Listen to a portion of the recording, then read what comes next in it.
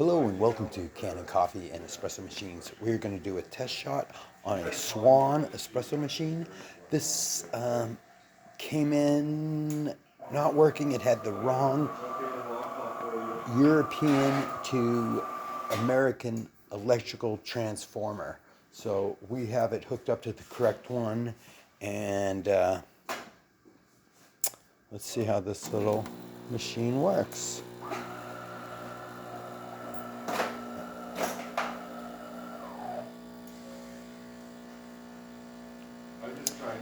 Nice strong pump, and you can see there's a little coffee icon that probably is telling us about the pressure as well as the temperature. I let that go a little much, but look at that nice crema. And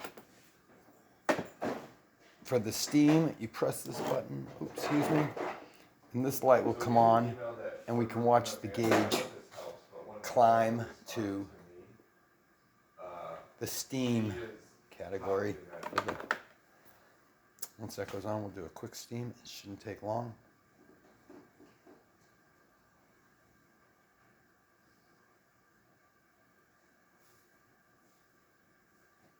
There we go.